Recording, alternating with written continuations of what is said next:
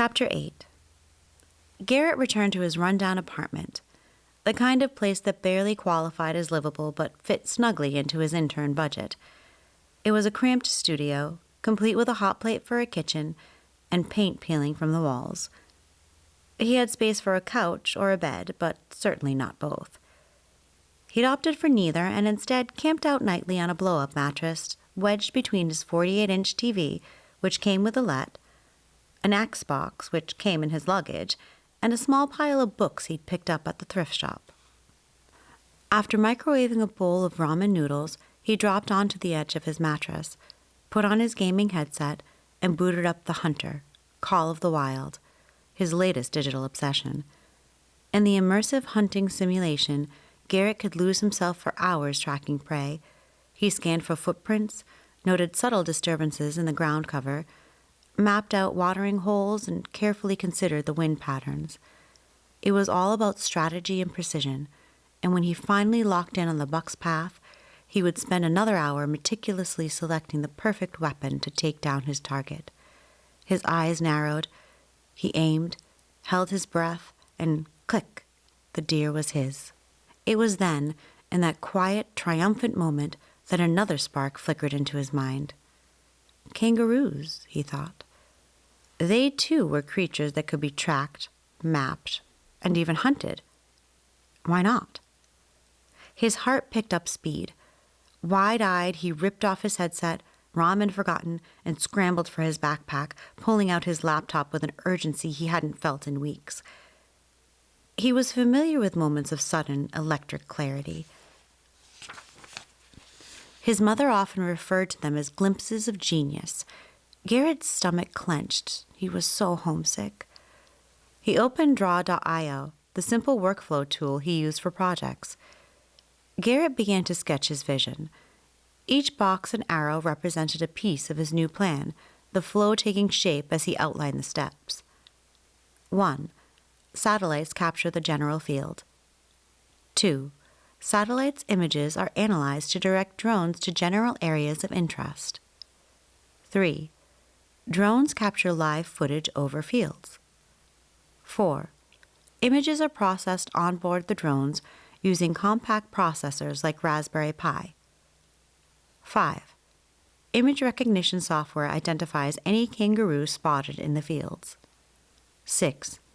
Direction analysis determines if the kangaroo is moving toward or away from the crops.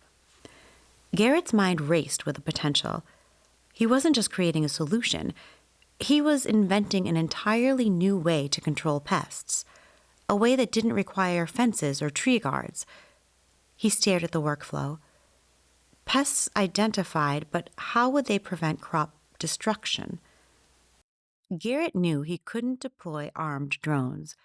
He was tempted, sure, but hunting kangaroos came with ethical and logistical challenges. He'd taken an entire course in AI ethics, and killing people or animals with drones was right at the top of the list of civilian no-goes. Besides, his manager already didn't seem thrilled with him. Proposing kangaroo hunting drones would probably not help his case. It might even get him labeled as a psychopath. Still, Garrett had another idea. Growing up, his family had spent time camping. One of the first things they learned for wildlife safety was the power of air horns, an essential tool to keep coyotes and bears at bay. The loud blasts were usually enough to scare off anything within earshot. Garrett reasoned that if air horns worked for coyotes, they'd likely work on kangaroos, too. Equipping drones with air horns would turn them into mobile scarecrows, driving the kangaroos away from the crops to feed elsewhere. He picked up his phone, looked at the time. Midnight. It would be 1 p.m. back home. Garrett: would air horns scare off kangaroos? Mom: they scared the crap out of your dad, so yeah, would probably shake up some kangaroos. Garrett: hee hee. Mom: don't hike alone. Garrett: no, for drones. Mom: drones aren't afraid of noise. Garrett: SMH. I think kangaroos are wrecking crops. Mom: remember the coyotes? Most of them wouldn't come near us after we used the air horns. except that big one kept coming back until we brought out the shotgun. Garrett. Got it. Need a plan for repeat offenders. Love ya. Mom. Love you too. Make good choices. Can't wait for you to be home. Garrett updated his design. 7. Drone identifies the kangaroo. 8. If new and headed toward the crops, initiate air horn. 9. If repeat kangaroo and headed toward the crop, notify system for human intervention. The workflow was elegant, simple, and straightforward. Detect the kangaroos, add them to a database, intervene, and notify. His brain clicked to the project that had dropped from Lat weeks ago. The penguin games, he cheered to himself, grinning at the screen. Stella Everdeen had posted an entire open-source system that handled animal identification, naming, and location tracking. He'd have to tweak the image recognition to focus on kangaroos and add drone integration for directional tracking. With this setup, he was halfway there. Garrett was going to be a hero to farmers everywhere. Do they give Nobel Prizes to software engineers, he wondered, half joking, half hopeful. Now this was work worth doing. Eager to get started, Garrett navigated to GitHub and branched the Penguin Games repository, setting up his local development environment with a smirk as he named the branch GH-KH, Garrett Harrison, Kangaroo Hunter. He liked the sound of that. Garrett looked up the documentation for the drones mentioned in the Fly project. With any luck, he figured the Australian government had those sitting in storage somewhere unused. As he scanned through the specifications, something caught his eye. The drones already had built-in speakers and could play audio files. It was perfect. By the time the sun started to rise, Garrett had everything he needed. Simulation data for kangaroo identification, a way to register each kangaroo, names included, he hadn't bothered to remove that feature, a first defense sound blast to scare off newcomers, and a notification system that could send farmers a text with the exact location if any repeat offenders showed up and didn't back down. When his alarm went off to head to work, Garrett was startled. For the first time that summer, he called in sick. Instead of crashing into bed, he grabbed a Pop-Tart, sat back down at his laptop, and dug into his code, refining his program with fresh determination. As the sun dipped below the horizon, casting the room in a faint orange glow, Garrett shoved aside a pile of crumpled Pop-Tart wrappers. He barely registered the empty box. His mind was wholly consumed by his project. Hours of coding, endless lines of logic, and still the program wasn't working as it should. He leaned back, rubbing his temples, staring at the screen as if sheer willpower could force the code to cooperate. Everything was set up and every component was connected. The image recognition was trained, the drone integrated, and the notification system primed. By all rights, it should have been working, but it wasn't. Somewhere in his code, a single flaw lurked, keeping his grand plan from coming to life. The accuracy of Garrett's image recognition algorithm stubbornly hovered at 70%, identifying kangaroos as various other animals. He double-checked the footage labeled Billy Halloway, a name assigned to a particularly elusive kangaroo. Not a dog, he thought, scrutinizing the shape on his screen.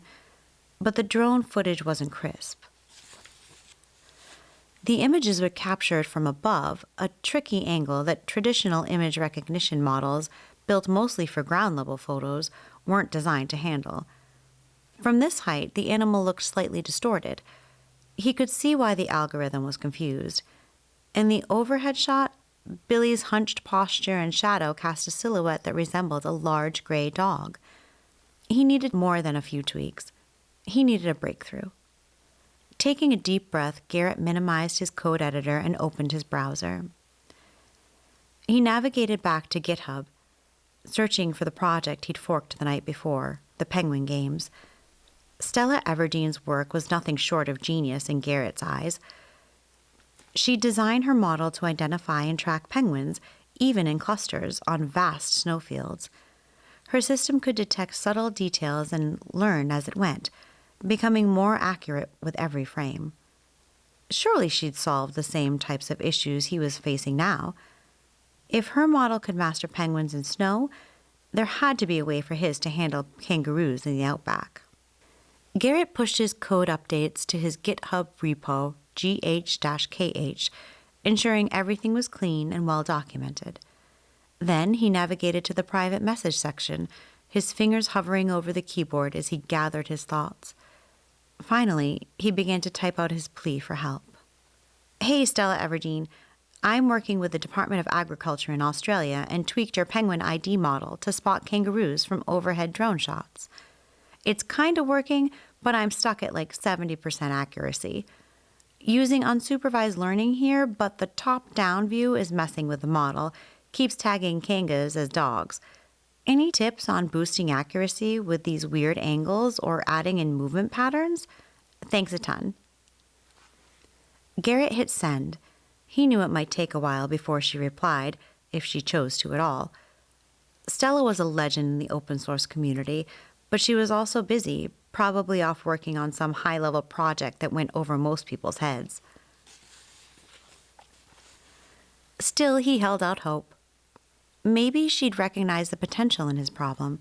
Maybe, just maybe, she'd have the insight he needed to push his model past that stubborn 70% accuracy. With a flicker of renewed optimism, Garrett shut his laptop, stretched out on his air mattress, and finally closed his eyes. Within moments, exhaustion took over, and he drifted off, sleeping soundly for the first time in 2 days.